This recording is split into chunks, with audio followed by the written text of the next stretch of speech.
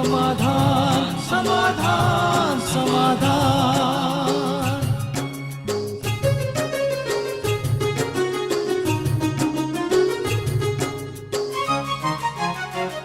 समस्या से उभरना अगर चाहे इंसान, स्वयं के संग सर्व का वो दिल से करे सम्मान।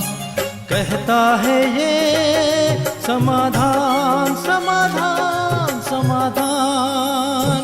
समस्या से उभरना अगर चाहे इंसान, स्वयं के संग सर्व का वो दिल से करे सम्मान। कहता है ये समाधान समाधान समाधान। समाधान समाधान समाधान।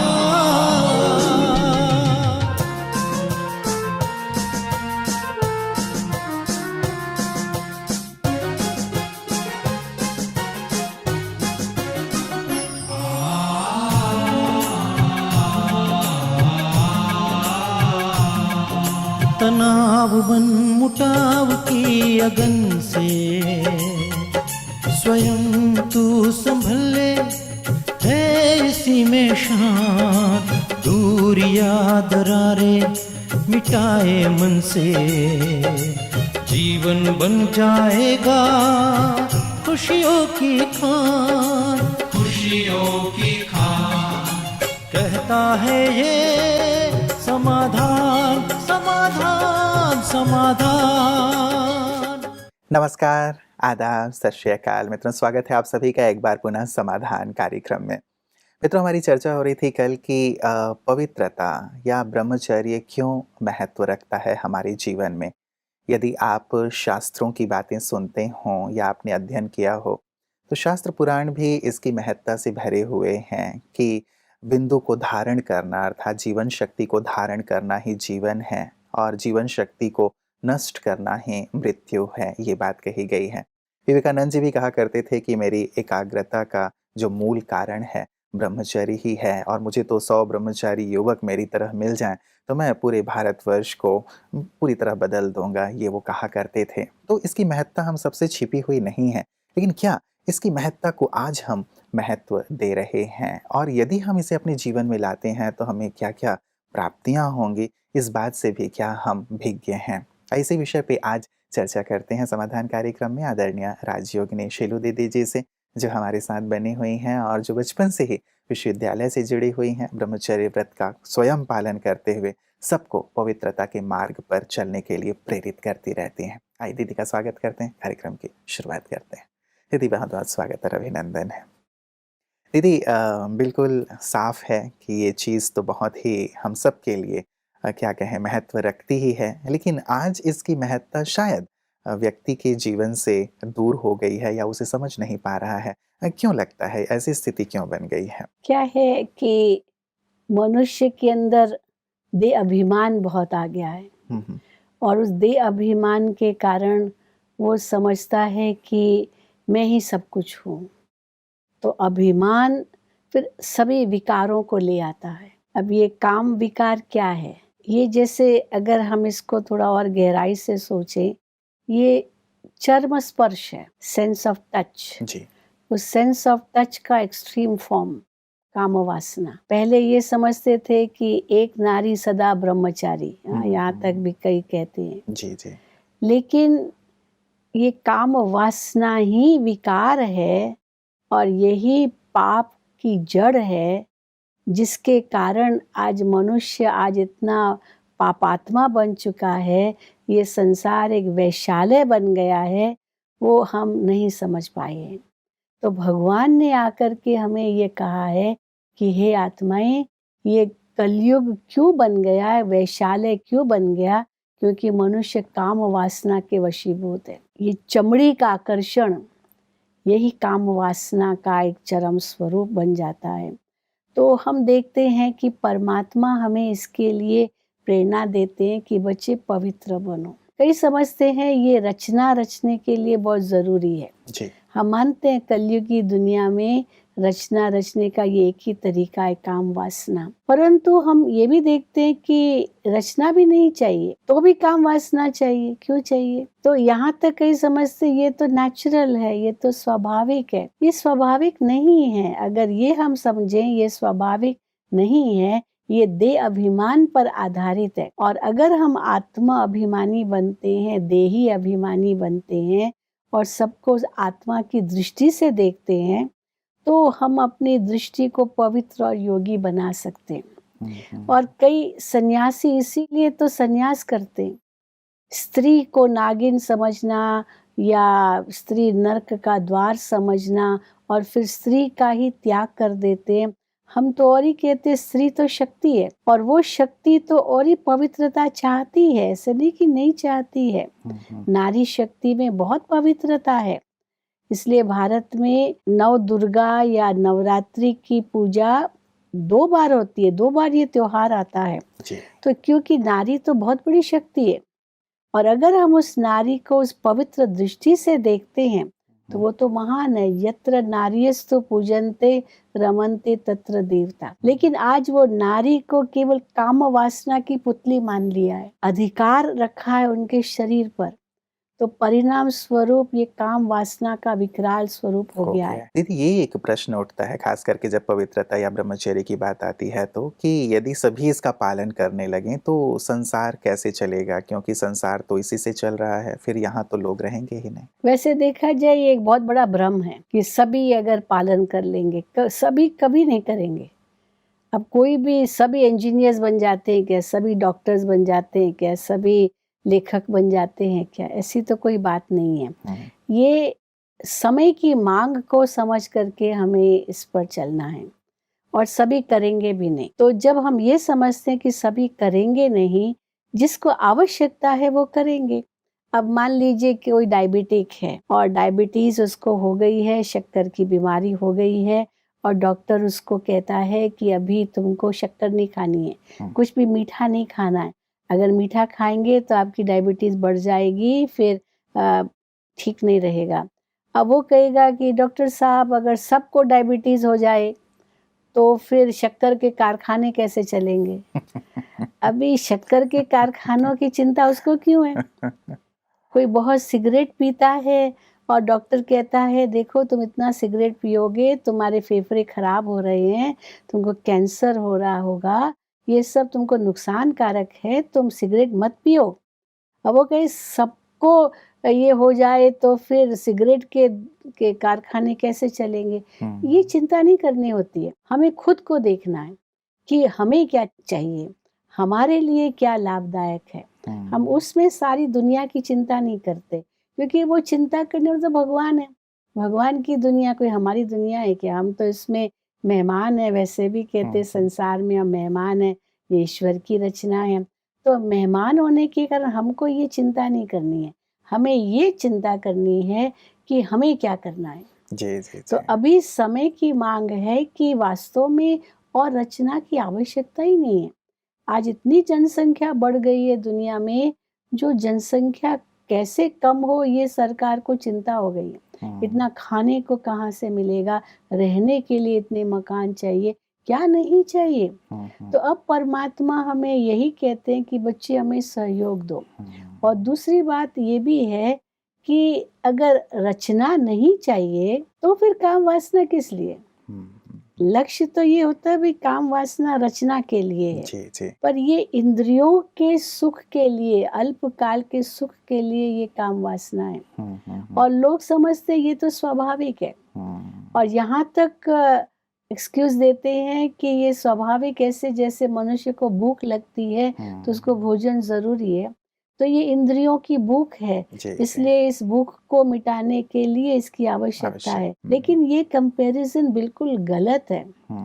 आज इतने सन्यासी पवित्र बनते हैं तो क्या मर जाते हैं क्या? क्या अगर उनको ये विकार का भोजन नहीं मिलता तो मर जाते हैं क्या?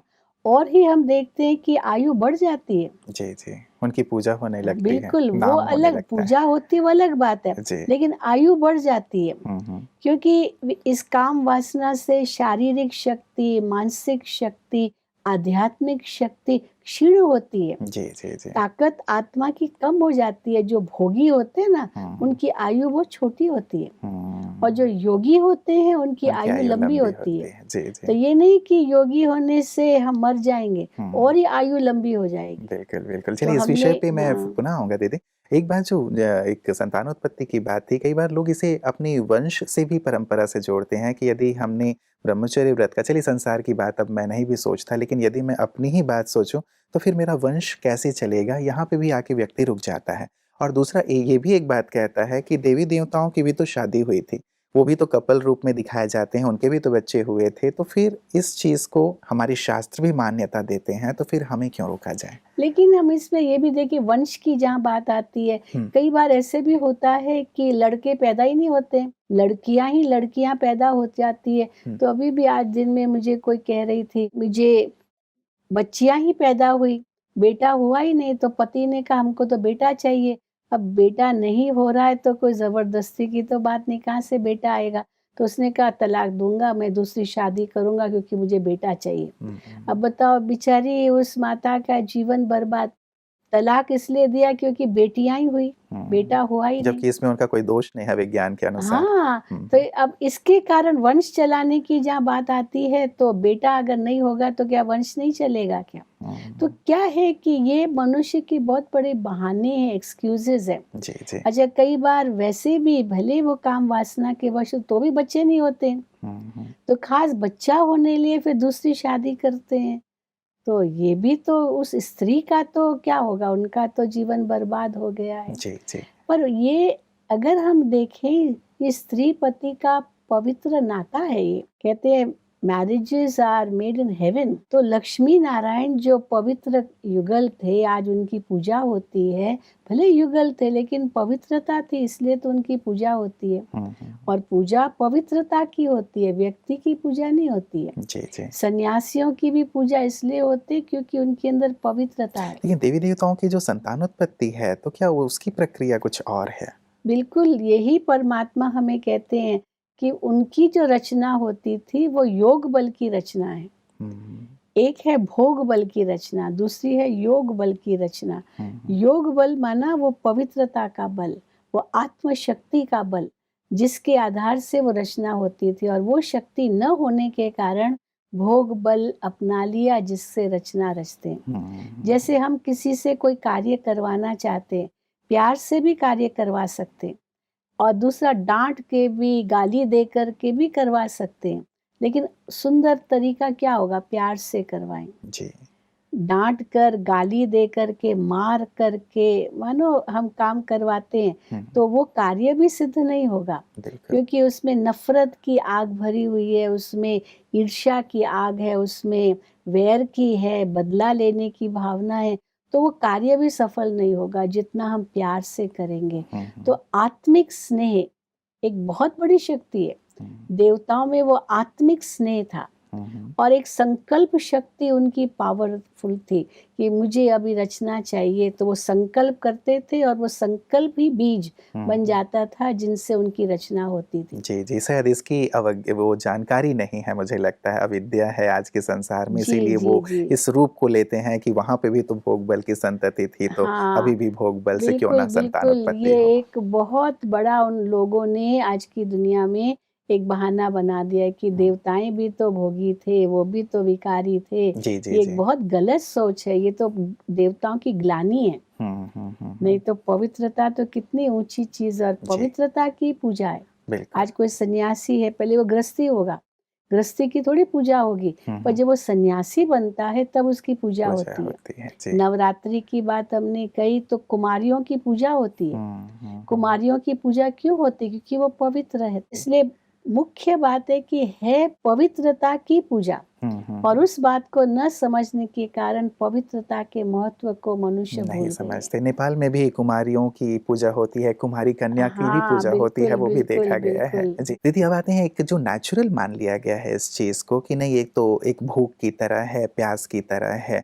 वो भी कई मनोवैज्ञानिकों ने इस बात को कही है और ये भी कह देते हैं वो कि यदि आप अपनी इस कामना को दबाते हैं, तो आप मानसिक रूप से विक्षिप्त हो सकते हैं, कई शारीरिक समस्या आपको हो सकती है। क्या ये सत्य है? देखिए, एक होता है दबाना और दूसरा होता है उसको स्वाभाविक रूप से परिवर्तन करना। तो दबाना ठीक नहीं है।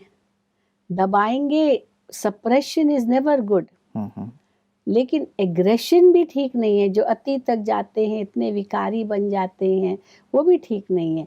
तो एक होता है सप्रेस करना। अब परमात्मा कहते हैं इसको प्यूरिफाई करो, इसको सब्लाइम बनाओ। जैसे पानी में कीचड़ा है, हुँ, हुँ। उस कीचड़े को हमें निकालना है, तो उसका तरीका है ना, हुँ, हुँ। या तो उसको दबा दें, भई कीचड़ा दब जाए जी। और ऊपर से थोड़ा साफ पानी आ जाए। लेकिन दूसरा होता है एक डिस्टिलेशन प्रोसेस। इस डिस्टिलेशन प्रोसेस में क्या होता है, पानी को उबालते हैं और उबालने के बाद वो वेपर बनता है, वो वेपर प्योर होता है पानी, और वो फिर कंडेंस होता है, वो तो प्यूरिफाइड है। हुँ, तो ये भी आत्मा के लिए एक डिस्टिलेशन प्रोसेस है। इसका मतलब है कि हम अपने आप को उस आत्मिक स्वरूप में देखते हैं, हुँ। और मैं आत्मा इतनी शुद्ध हूँ, पवित्र हूँ, श्रेष्ठ हूँ, पावन हूँ, मेरा असली स्वरूप बहुत पावन है। हम ये अगर अंदर में चिंतन करते हैं, वो पवित्रता आत्मा के अंदर महसूस होती है, और फिर दूसरे को भी जब हम देखते तो उसी पवित्र स्वरूप से देखते हैं। ये भी एक पवित्र आत्मा है। So this is a positive way of purification. Hmm, suppression नहीं है, जी, जी, जी। लेकिन एक अंतर आत्मा की जो प्यूरिटी है, हुँ, जो दबी हुई है, उसको हम प्रकट करते हो, और ये दबाते नहीं है इंद्रियों को, हुँ, हुँ। पर अंतर आत्मा की प्यूरिटी को हम निखार देते हैं। हुँ। आत्मचिंतन करके, परमात्मा चिंतन करके, जो हम मेडिटेशन में करते हैं। जी, जी। और वैसे भी परमात्मा की याद उस मन में टिकेगी जो मन शुद्ध होगा। अगर काम वासना के विचार मन में होंगे तो मन तो अशुद्ध हो ही जाता है। हुँ, हुँ, हुँ। इसलिए पवित्रता एक तो मेडिटेशन के लिए बहुत ज़रूरी है, जी। और दूसरा जीवन का ये एक बहुत बड़ा बल है पवित्रता का, जिससे ही मानव देव बना है, नर नारायण बना है, हुँ, हुँ। नारी लक्ष्मी बनी है। और ये समय की भी मांग है। अब समय यही कहता है कि अब सावधान हो जाओ, बदल जाओ, हुँ। क्योंकि समय बदल रहा है। जी, जी। समय के बदलने से पहले हम बदल जाएं। हुँ, हुँ। हम अगर बदल जाएंगे तब हम उस सुंदर समय को, ला श्रेष्ठ समय पाएँगे। को, सतयुग को ला जी, जी। सकेंगे। मतलब इसकी महत्ता को हम समझें कि पवित्रता है, तो हम मनुष्य से देव बन सकते हैं, जीवन में सब कुछ प्राप्त कर सकते हैं। एक बात ब्रह्म कुमारियाँ कहती हैं कि पवित्रता ही सुख शांति की जननी है, आनंद की हाँ, जननी है। तो दीदी, कई बार लोगों के मन में ये भी आता है कि ये चीज़ हमें आनंद देता है, ये हमें सुकून देता है, सुख देता है, हम इसको एन्जॉय करते हैं। तो क्या इस चीज़ से इतर यदि मैं काम हाँ। भोग में आनंद ले रहा हूँ, तो क्या ऐसी भी एक स्थिति है जिसमें और ज़्यादा आनंद है, नहीं, सुकून है? वास्तव में ये आनंद नहीं है। हुँ। ये आनंद सोचना भी भ्रांति है, ये भ्रम है। जिस प्रकार हम एक बहुत कड़ा एग्ज़ाम्पल देते हैं, जैसे कुत्ता होता है ना, जी। वो हड्डी चूसता है, और वो हड्डी जो चूसता है, उसके जो मुंह में दांत है, वो दांतों से, या जो उनके मसूड़े हैं, मसूड़ों से खून निकलता है। हुँ, हुँ, हुँ। और वो क्या समझता है कि ये जो हड्डी है, उससे उससे मुझे आनंद मिल रहा है।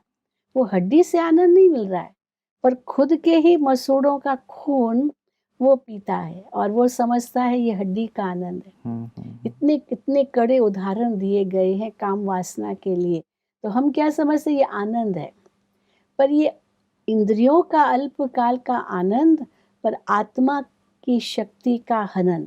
हुँ, हुँ। आत्मा की शक्ति क्षीण होती है, आत्मा की पवित्रता नष्ट होती है, आत्मा अपने आप को फिर एकदम बेबस महसूस करने लगती है, क्योंकि उसकी बुद्धि भी भ्रष्ट हो जाती है। जी, जी। तो मन भी भ्रष्ट, बुद्धि भी भ्रष्ट, शरीर भी कमज़ोर, और परिणाम स्वरूप वो मनुष्य होते हुए जो देवता तुल्य बन सकता है, वो मानव एक दानव का रूप बन जाता है, हुँ, क्योंकि हुँ, हुँ। विकारों के वश है। जी, और जी। आज दूसरी बात हम ये भी देखते हैं कि काम वासना का विकराल स्वरूप, हाँ, रेप, हुँ, बलात्कार, आज ये इतना क्यों बढ़ता जा रहा है? ये इसलिए बढ़ रहा है क्योंकि इंद्रियों का आनंद हम समझ बैठे हैं। ये आनंद नहीं है, आनंद तो बहुत पवित्र चीज़ है। हुँ, हुँ, हुँ। इसलिए आप देखेंगे जितने भी धर्म, ये जो साधु संत महात्माएं हैं, उनके जो नाम होते हैं ना, उनके साथ आनंद जुड़ा होता है। जी, जी। सत्यानंद, शिवानंद, विवेकानंद। धर्मानंद, प्रेमानंद, शांतानंद, जी, जी, जी। विवेकानंद, आनंद। हुँ। तो विवेक से आनंद, हुँ। प्रेम से आनंद, शांति से आनंद, इन गुणों से जो आनंद प्राप्त होता है जी। वो आनंद है, बिल्कुल, ये न कि आनंद नहीं इंद्रियों है। के अल्पकाल के आकर्षण से या जी। भोग से कोई आनंद मिलता है। वो आनंद हुँ, आनंद हुँ। नहीं है। जी, जी, जी। तो दीदी कैसे? अब मैं यदि अपनी कर्मेंद्रियों के अधीन हो गया हूँ, जैसे आपने कहा कि अभी अति हो गया है ये कि हम अपनी काम वासना के अधीन हो गए हैं। कैसे मैं अपनी इंद्रियों को नियंत्रित कर सकता हूँ? यदि मन में वो भूख या प्यास या फिर वो एक मेरी बुरी दृष्टि जा रही है, क्या यहाँ नियंत्रण संभव है? बिल्कुल संभव है, क्योंकि हम जो सोल कॉन्शियसनेस प्रैक्टिस करते हैं कि मैं एक आत्मा हूँ और मैं आत्मा इस शरीर की इंद्रियों का मालिक हूँ। तो उसमें हम मिसाल देते कछुए का। हुँ, हुँ। जैसे कछुआ होता है, वो अंगों को समेट लेता है। कैसे समेट लेता है? देखा होगा उसके अंग अंदर जाते हुए, हाथ, जी, जी। पैर, सिर अंदर ले जब लेता है। ज़रूरत होता है तो वो बाहर निकालता है। हाँ, हुँ, जब हुँ। उसको चलना होता है तो बाहर निकालता जी। है, नहीं चलना होता है तो अंग समेट करके ऐसे बैठ जाता है। तो आत्मा भी इन अंगों को इस प्रकार से तो समेट नहीं सकते हम, क्योंकि ये हड्डी का ढांचा है, एक स्केलेटन है, तो ऐसे हाथ पैर तो अंदर नहीं ले सकते। हुँ, हुँ। लेकिन हम मेंटली एक कॉन्शियस स्टेज में हम ये महसूस कर सकते हैं कि मैं आत्मा इस शरीर से अलग हूँ, मैं आत्मा हूँ, मैं आत्मा हूँ, मैं आत्मा हूँ। तो मैं आत्मा इस शरीर की इंद्रियों का मालिक हूँ, मेरे इंद्रियां मेरे वश में हैं। हुँ, हुँ। ये सब वॉलंटरी एक्शंस है। जी, मैं जी। चाहूँ तो हाथ चलाऊं, नहीं चाहूँ तो नहीं चलाऊं, मैं मालिक हूँ। जैसे ड्राइवर गाड़ी चलाता है हुँ। तो सारी गाड़ी उसके कंट्रोल में है। चाहे तो रिवर्स करे, चाहे तो गियर बदले, चाहे तो क्लच बदले, जो उसको आवश्यक है उसके हाथ में है। ये नहीं कि ड्राइवर गाड़ी के वश है, गाड़ी ड्राइवर के कंट्रोल में है। तो गाड़ी चलाना एक खेल बन जाएगा। अगर शराब पी करके गाड़ी चलाते तो गाड़ी आपको चला रही है, आप नहीं गाड़ी चला रहे हैं। तो व्यक्ति अगर काम वासना के वश है, वो जैसे शराबी की तरह है, इंद्रियां उसके मालिक बन गई है, तो वो इंद्रियों को वश नहीं कर सकता है।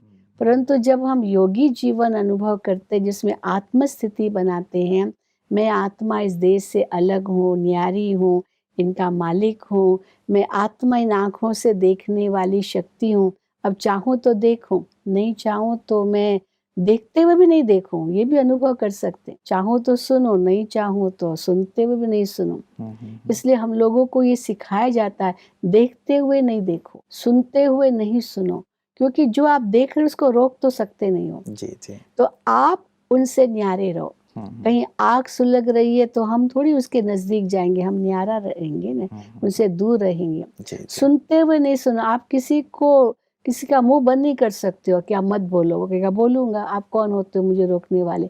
पर हम सुनते हुए न सुने, तो ये हमारे हाथ में है, न कि इसमें कोई सप्रेशन है या दबाना है, जी। पर हम मालिक बन करके इंद्रियों को वश में रखते हैं। हुँ, हुँ, हुँ। ये चलिए है मुझे मुख्य लगता है बात। कि आज समाज में भी इसकी बहुत ज़्यादा आवश्यकता हो गई है दीदी, जैसे आपने भी कहा कि रेप के केसेज़ यहाँ-वहाँ देखने को मिलते हैं और इतनी बुरी तरह से वो चीज़ें होती हैं, घटनाएँ होती हैं, तो लगता है कि सचमुच आज परिवर्तन की ज़रूरत है। और यहाँ यदि चलते-चलते दीदी कहूँ तो समाज के जो हमारे भाई-बहनें हैं, हमारे दर्शक हैं, इस स्थिति पे जो ब्रह्मा कुमारी इसका व्यू है या संदेश है, वो क्या आप कहेंगी?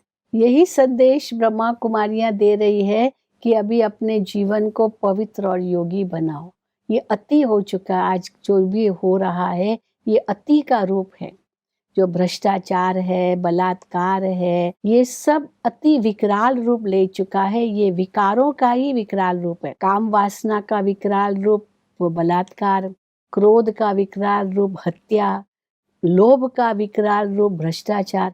तो ये जो आज समाज की कुरीतियां हैं, समाज के अंदर ये जो कमजोरियां हैं, कमियां हैं, ये तभी पूरी हो सकती है, नष्ट हो सकती है, जब हम आत्म अभिमानी स्थिति में रह करके सबको आत्मा रूप में भाई भाई एक पिता परमात्मा की संतान समझेंगे। जी। और भारत की तो ये संस्कृति है, वसुधैव कुटुंबकम। ऐसी सुंदर भावना हो जो सब हम भाई भाई एक परमात्मा के बच्चे हैं, वो अगर हम समझें तो हमारा भारत देश फिर से इतना ऊंचा बन सकता है, सोने की चिड़िया बन सकता है। यही हम ब्रह्मा कुमार कुमारियों की शुभ भावना सबके प्रति है, इस देश के प्रति है। जी, जी। बहुत-बहुत शुक्रिया दीदी, आपकी ये जो शुभकामना है सभी ब्रह्मा कुमार कुमारियों की वो जल्दी से जल्दी अवश्य पूर्ण हो, ऐसी हमारी भी कामना रहेगी और सभी लोग इस ओर अपने कदम बढ़ाएँगे, सार्थक कदम, ऐसी भी हमारी कामना रहेगी। यहाँ आने के लिए और सुंदर प्रकाश देने के लिए आपका बहुत-बहुत